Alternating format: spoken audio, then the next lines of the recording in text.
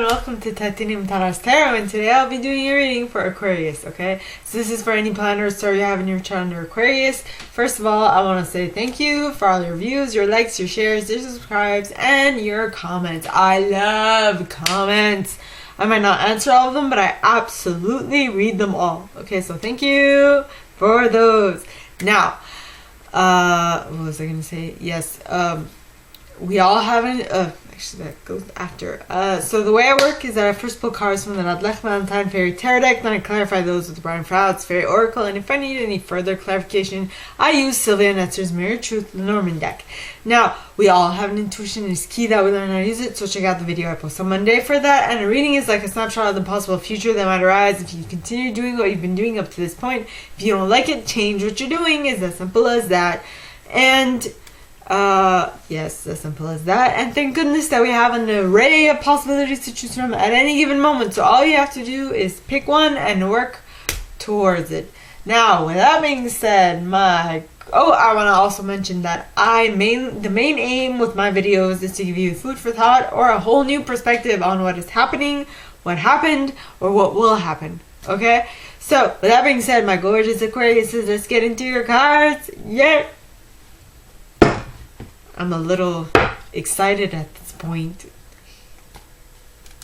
Yes. Alright, so please, angels and guides, anyone from the highest good who has a message for my Aquariuses, please come forward and share what they should expect for the coming week. Please, angels and guides, anyone from the highest good who has a message from my Aquariuses, please come forward and share. And you got the 5 of summer with the 4 of summer. Okay, we're starting off the week a little pessimistic, I see. Why? Actually, don't answer that. Well, answer that to you. You don't feel called to it, answer that to yourself.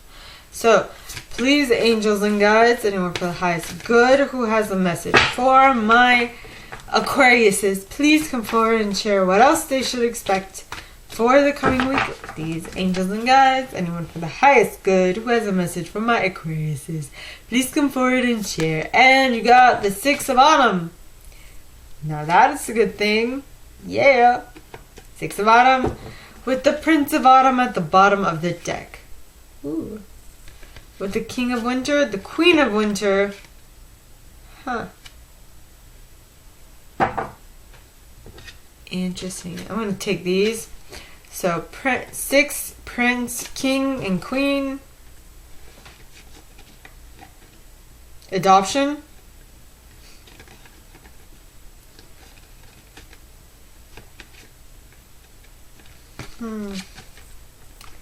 I guess we'll see.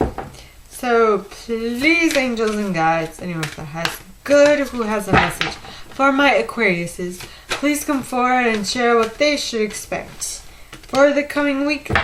Please, angels and guides, anyone from the highest good who has a message for my Aquariuses, please come forward and share. And you got the 2 of Spring with the 8 of Spring at the bottom of the deck. So you have basically all suits on the table at this point. That is interesting. With the Hermit and the 9 in the World. Really interesting.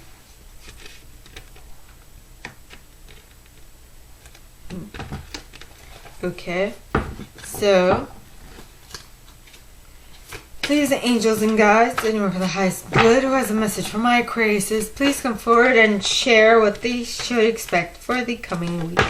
Please, angels and guides, anyone for the highest good who has a message for my Aquariuses, please come forward and share. And you got the Ace of Spring. Spring has sprung. Da-da-da-da. With the Princess of Autumn and the Awakening card. Yeah. Why not? Let's play, shall we? Okay. And by the way, I use selenite on my decks. It's an angelic stone. I like it. I do. It helps clear, cleanse, and purify whatever. It could be a thing, it could be a place, it could be a person. A person might take more than one touch for them to be purified. So, I know. But I have a ton of selenite in my room. I do. And I love it. So, please, angels and guides, anyone from the highest good who has a message for my Aquariuses, please come forward and share why the first set is comprised of the 5 and 4 of summer. One after the other. Please, angels and guides, anyone from the highest good who has a message for my Aquariuses. And you got the fawn in the reverse. Would explain a lot. As well as the Pook and Faf the Footer and the Singer of Transfiguration and the Guardian at the Gate. Whoa. This is going to be a lesson. Very important lesson.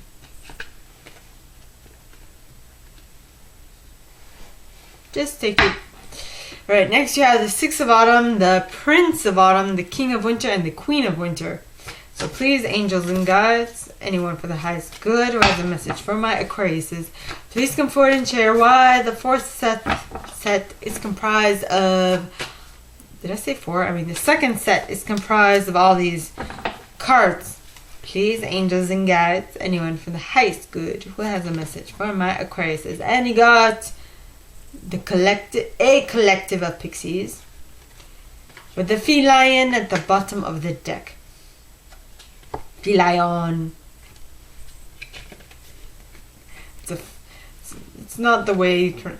Ooh, interesting. Okay, next 2 cards are the Singer of Initiation and the Singer of Connection.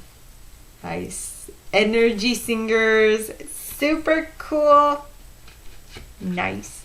Alright, next we have the 2 of Spring, the 8 of Spring, the Hermit, the 9 of Summer, and the World. Ooh, we're moving. I'm just kidding. So please, angels and guides, or am I? Anyone for the highest good who has a message for my Aquariuses, please come forward and share what they should expect for the coming week. Please, angels and guides, anyone from the highest good who has a message for my Aquariuses, please come forward and share what they should expect from the 3rd set, please. And you got Lattice Moon's Daughter. Lattice with Loathas the Wild at the bottom of the deck, followed by the Dark Woman. Is it? No, the Dark Lady. She's a lady. She has more class. As well as Solace. And the Maiden. I feel like the Dark Lady and Solace, you know, hook up. And a baby comes out of it. I mean, you're dealing with the moon and the sun. Right? So that is some heavy duty energy. Come on. Be careful if you're dealing with a, like be careful. I feel like if you don't want to have a child at this point, if you're planning on doing the nasty or doing the beautiful, get with someone special or not so special, check yourself before you wreck yourself and utilize protection, please. Please, purdy, please. I'm just being facetious, if that's the right terminology. I've heard it once. Well, actually, I heard it twice. And I checked the definition, but I'm not certain I'm using it right. I'm basically joking around. Don't take me seriously. So now, this is what happens when I do stuff late at night. Don't mind me. Alright, so the cards comprising the 3rd set are the Ace of Spring, the Princess of Autumn, and the Awakening card. Ooh, What are we awakening to? So please, angels and guides, anyone from the highest good who has a message for my Aquariuses, please come forward and share what they should expect from the 3 cards here comprising the 4th set. Please, angels and guides, anyone from the highest good who has a message for my Aquariuses, please come forward and share what they should expect from the coming week. Please, angels and guides. And you got lists of the shadows. Lists. As well as the Rar card. And the He of the Fairy Sword. What the? Yeah. And topsy-turvets. Changing of a viewpoint. I should remember that. Yeah. Okay. Now. Eesh. Okay. Stretch. So, we start. The 5 and 4 of summer.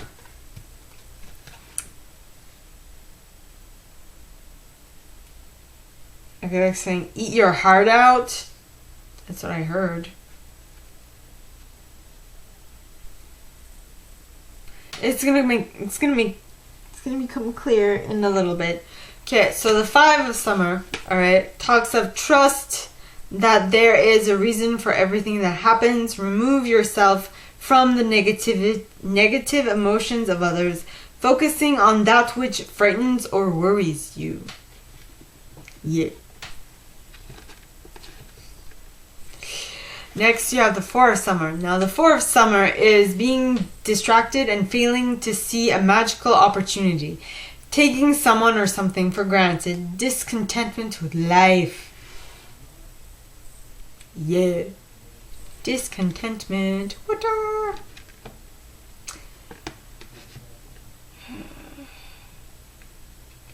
What was it that I heard? Can't remember. Well, I guess it was in the moment. So the 5 and 4 of summer are clarified by the fawn in the reverse. Now the fawn in the reverse talks of come back to your natural self. So this is probably out of your character. It's not in your character to be pessimistic and to be distracted from seeing the absolute abundance that is coming towards you. Even if it's abundance of what you don't want, it's abundance. It's still abundance, you know. The abundance of positivity. That is what this is talking about. Get back to your roots. Get back to who you are. Then you got the Pook. Now the Pook, okay, talks of shape changing, the good and the bad and the bad and the good. Paradox, resolution. So you are fixing something. Something needs to be fixed. That doesn't sound right. Well, yeah, something does need to be fixed. Your attitude towards life needs to be turned upside down. That frown needs to be turned upside down. Yeah, that makes any sense. Then you have Faf the Footer. Now, Fafi, okay, talks of being real, grounding, centering. So, basically, it's telling me, I'm understanding it like you're down in the dumps, you're not seeing all the good things that are coming towards you, that is out of character, and there's something that needs to be resolved because it's totally out of character. And one thing that will help you to resolve it would be to stay grounded, because I feel like your head is all up in the clouds, which is normal for being an air sign. But if you want to clear all of this 5 and 4 shit, okay, this negativity and this discontentment with life, I suggest you ground yourself and you actually pay attention to what is coming towards you. Okay? Then you got the Singer of Transfiguration. So once you do ground yourself and you center yourself and all that fun stuff, there will be a transformation happening within you. Yes, it will.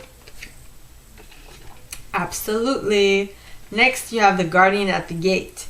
Now, the Guardian at the Gate, okay, talks of passage to new life, openings, gatekeepings.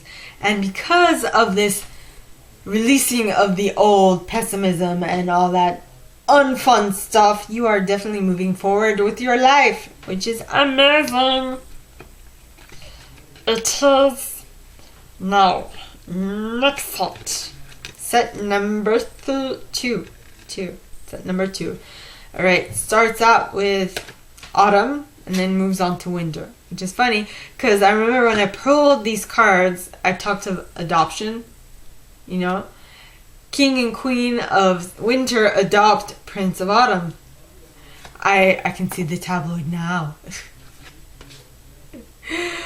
In any case. So the first card of the set is the Six of Autumn. Now the Six of Autumn talks of the good you do comes back to you. An unexpected inflow of money, borrowing wisely, or repaying a debt. I feel like this is referring to the good that the King and the Queen of Winter did by adopting the Prince of Autumn. I don't know what happened to the Prince of Autumn's family.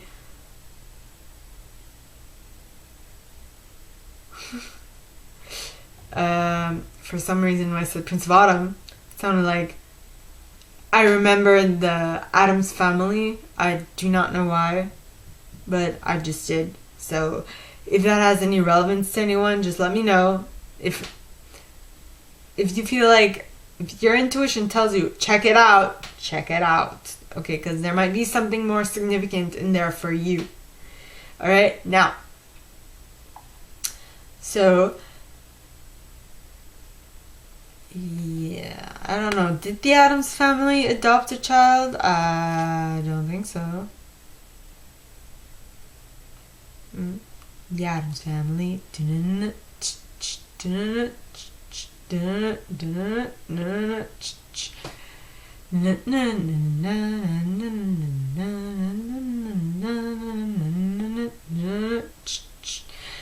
Anyway, so basically the good that the King and Queen of Winter are doing are coming back to them.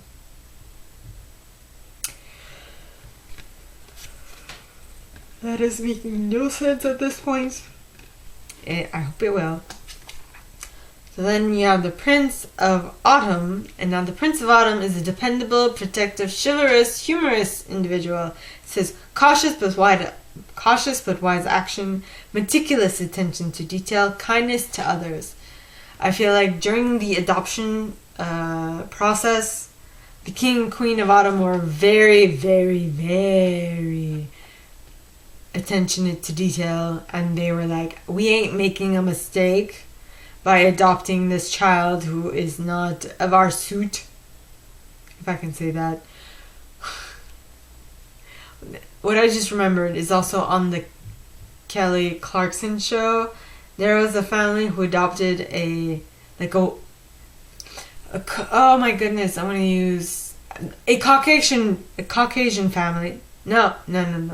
A African American family that adopted a Caucasian child, which was amazing and made me so happy. It did.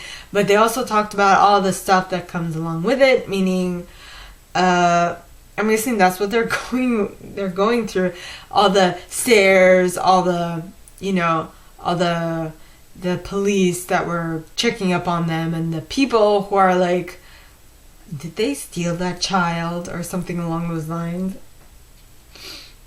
And I'm like, well, it's kind of unfair, but social bias does play a role. So that is what I'm picking up on. And the King and Queen of Winter are, one is knowledgeable. I feel like the King of Winter is just humoring the Queen of Winter by adopting a son, because for some reason I feel like they're a barren couple. Because look at their age difference. The King of Winter seems like a old geezer. Excuse my language. And the Queen of Winter seems like she's like 20 years younger than him. Sugar daddy much? What? Where is this coming from? Okay, Prince of Autumn. Yep. Okay. So the Queen and King of Autumn of Winter are doing good by adopting the Prince of Autumn and hoping that it will come back and repay them in the long run. I mean, this is going to be an interesting family. Imagine the Prince of Autumn is taking over for the King and Queen of Winter because he's their adopted child. Where? Okay, if this makes any sense for anyone, please mark it in the box below, because it clearly makes no sense to me, but I mean, I'm following my intuition. Now, the next card, the first card clarifying it, okay, is the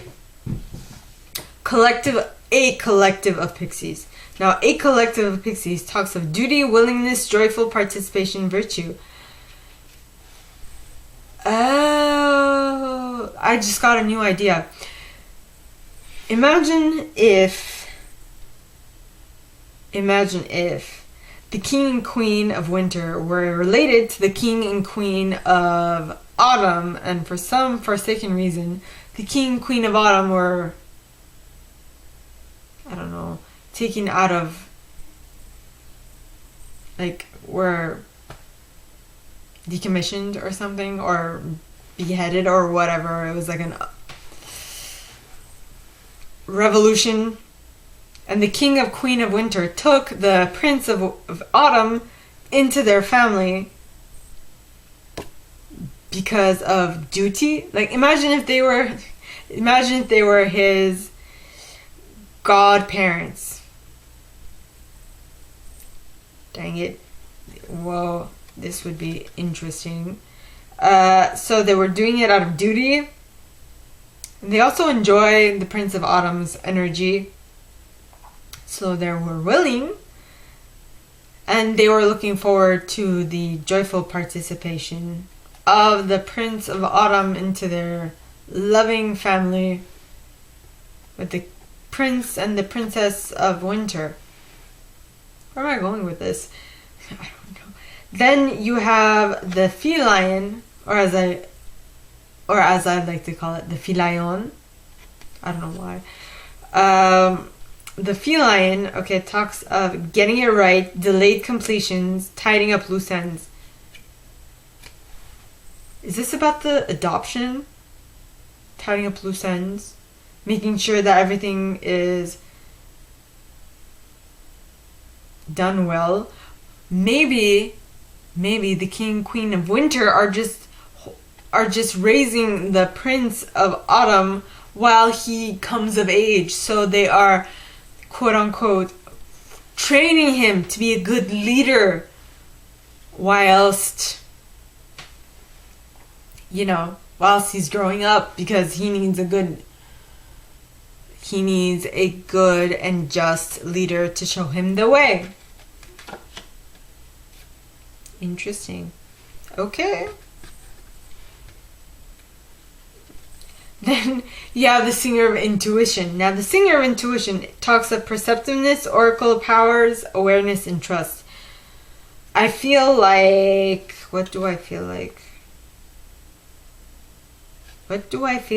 Okay, I need to clarify this because it makes no sense right now.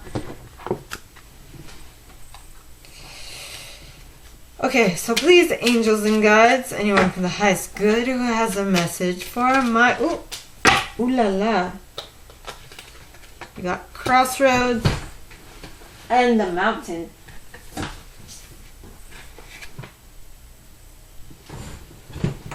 Excuse me. Alright, crossroads and the mountain. The mountain basically talks of there being something in the way of a... Excuse me.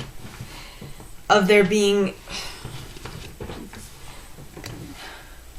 something in the way, like a hurdle to pass. So we're talking about the mountain. So you generally would go over by plane, you would go around. Well, you can go over by walking, but these mountains are pretty steep,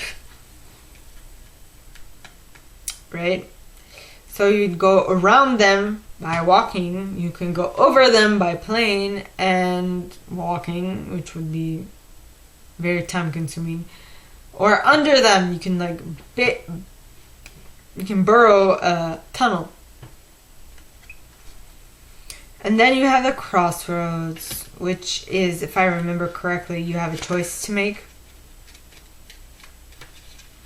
Crossroads stands for an upcoming decision or choice. Yep. Okay, upcoming decision or choice.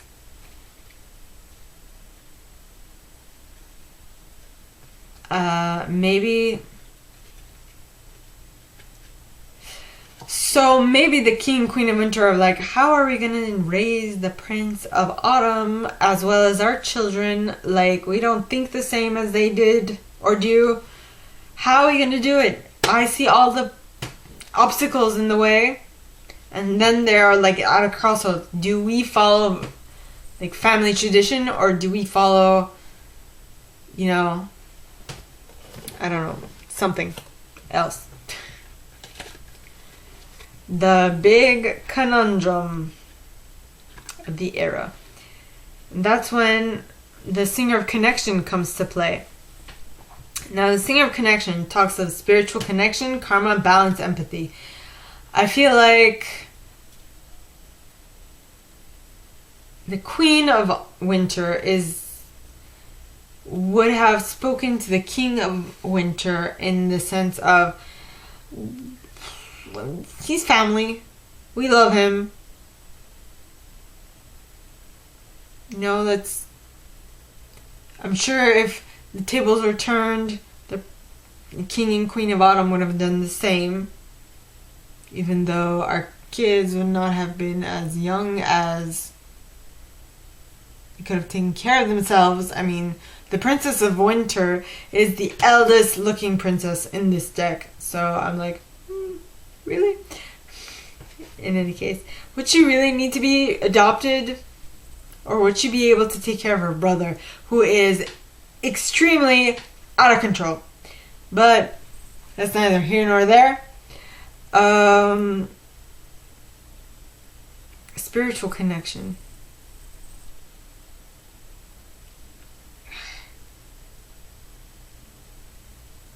Well, I think that she played the empathy card, which is not something that you would see the Queen of Winter doing. But she's like, well, that was my sister. You can't leave this child alone. He needs someone to take care of him. Come on. Come on. He's like a bit older than our son, but geez. Is he a bit older than the Prince of Winter? Yes. Okay, that was a very interesting plot twist. Now the next set, alright, starts off with the Two of Spring, which talks of a bright future manifested through hard work and creativity, partnering with others who share your dreams, great progress being made.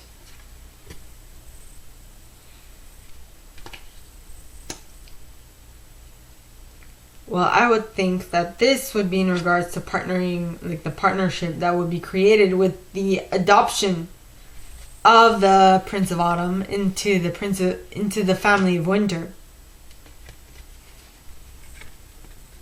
Okay, that makes complete sense. Then you have the Eight of Spring. Now, the Eight of Spring talks of stress that comes from having many things happening at once. Successful multitasking, sudden event or changes. Yee. So something is taking you by surprise. Surprise, surprise, surprise, surprise. It's more than you thought you can handle, but it's definitely doable. Yeah. And you will perceive yourself as stronger once you do it. Next, you have the Hermit. Now, you do it. Haha. Once you complete it. Alright? Now, you have the Hermit, which talks of find or be a mentor. Take a break from society. Commitment to your spiritual growth. I feel like the king and queen of winter are being mentors to the Prince of Autumn, who needs to be shown the right way to be a royal, is what I'm getting. Next, you have the Nine of Summer. Now, the Nine of Summer, okay, talks of wishes come true, dreams fulfilled, a magical time of life. So I feel like this partnership, adoption, what have you, right, is going to be outstanding. It's going to work out for everyone's favor. Then you have the World card, which means that it is a success, a brilliant success, the freedom to go in any direction. Okay, a journey that is now complete. I feel like the Prince of Autumn is going to be able to go in any direction he wants because he has the dual mentality of autumn and winter. So he can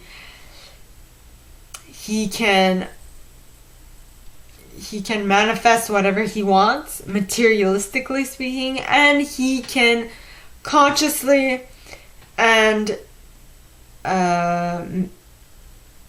what's the word? Consciously, not consciously, but mentally and intellectually plan things out is what I'm getting. So he can really go wherever he wants.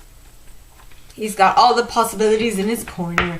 Next, ooh, that was a dark spot right there. Next, you have Lattice, Moon's daughter. Now, Lattice, alright, talks of light cast and shadow, spiritual guidance, illumination, riddles. I feel like the Prince of Autumn is getting illumination, guidance in his dark time of need. And he's learning balance because that is what Luathas talks of. Luathas talks of balance in regards to balancing out his material possessions and the way he thinks. Like, he can manifest like this, but yet again, he needs to know how to maintain what he has manifested like this, right? So that's what I'm getting. Next, you have the Dark Lady, which is what I suggest. I'll get back to that. The Dark Lady, okay, which talks of unconscious power and wisdom, rituals, mysteries, secrets. So something is becoming clear to you. Yeah.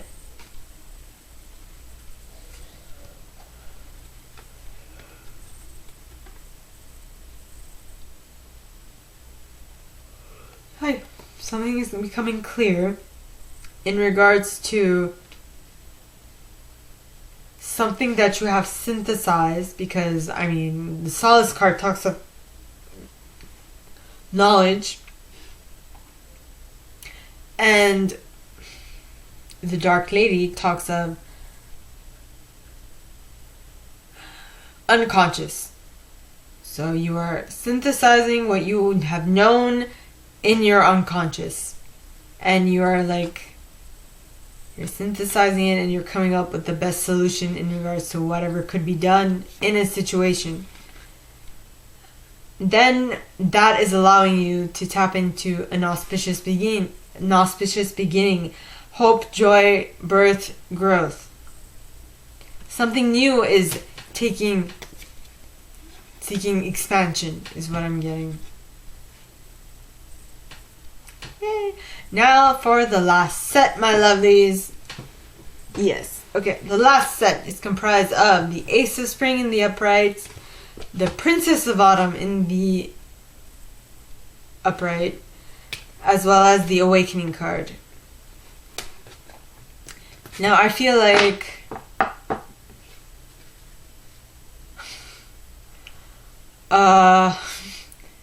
so wait, okay, so start off with the Ace of Spring, okay? And the Ace of Spring talks of it's time to take action, be fearless, and happily pursue your most treasured dreams, amazing career opportunities, things to look for, things to look excitedly towards. Yeah. Then you have something exciting, something you want to work on. Then you have the Princess of Autumn, which, I mean, for a moment there, I was like, maybe the King and Queen of Autumn are thinking about adopting her too. But why would they not have adopted her at the get-go? Why? Then I was like, oh, read the card. So the card says, studious, responsible, cheerful, mischievous. She's all those things, okay? And then it says, happy news about your career, promotion, or scholarships. Well thought out plans that go perfectly, needing a little push to get going. I feel like the King and Queen of Winter are, because the winter represents swords and swords represents thoughts. So I feel like the King and Queen of Winter are pushing the Prince of Autumn towards a more intellectual way of creating material wealth. As in to say, as a job, go and be a university professor, or go and be a psychiatrist, or go and be how about you marry both, and what I mean to say is, how about you smash both together and you become a like an analyst, a wealth analyst, or a a financial planner or financial advisor, something like that. That would be great for your clients because you are an amazing manifester of material wealth, right? So I feel like there will be need to go back to school. So they're trying to give them incentive to go back to school, is what I'm picking up on, you know. Then you have the Awakening card. Now, the Awakening card stands for change the way you're looking at the situation. Embrace your uniqueness, a temporary pause in action. Oh, wow. It really is on point. Okay, so the Prince of Autumn is being very close-minded in regards to what he should do in regards to his future. And that's when the King and Queen of Winter are being like, nay, I suggest you go here, because psychological wealth can never die. You can always get royalties on what you've created, and that will be a better cash cow in the long term. My words. And that is what I feel like the Prince of Autumn is realizing, that there is more to reality than just creating abundance. There is a way of maintaining abundance as well that demands a brain inside your head, which is situated on top of your shoulders. We don't need an anatomy class, Talar. Come on. Anyway, the cards clarifying that, okay, are List of the Shadows. Now, List talks of healing the shadows, addictions, bondage, self-esteem. So, what is this? So I feel like that is what the Prince of Autumn is going to do by noticing that there's more to life. That is what the Prince of Autumn is going to do by healing his addiction to material wealth,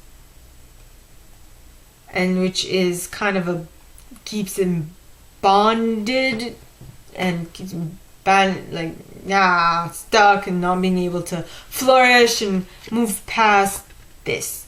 Then you have the Rar card. Now, because he has married two sides of himself, okay, the material manifesting side to the less natural but more learnt side of the cognitive reasoning side, I feel like will be able to tap into the Rar card, which talks of untamable creativity, or is it wild energy, pure potential. He can create whatever he wants now that he has more options presenting themselves to him, right? Next you have the fairy sword, which talks of active principle, spiritual will, justice, protection. So now that he has more than one skill in his tool, more than one tool in his tool belt, he will be more protected than he was prior to his learning how to consciously think of how to materialize and how to manifest money, right? Then you have topsy-turvets.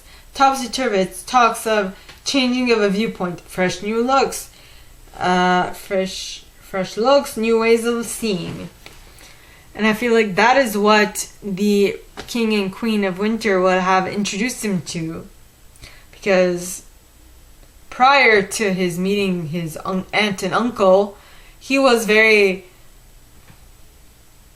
very one-sided, materialistic to a certain extent. So, my gorgeous Aquariuses, that is all that I have for you guys this week. If you like this and if you'd like me to go deeper into your specific situation, please contact me at the email in the box below and it'll be my pleasure to assist. In that same box, you'll find a little description of this video and my price. Now, like this video, give it a thumbs up, subscribe to the channel if you haven't already, and click on that notification bell to be notified when I post new stuff, as well as leaving me a comment, because I adore comments. I read them all. I may not answer all of them, but I absolutely read them all. And with that being said, my gorgeous Aquariuses, I wish you guys all a very good week, and I will see you next time, okay? Bye!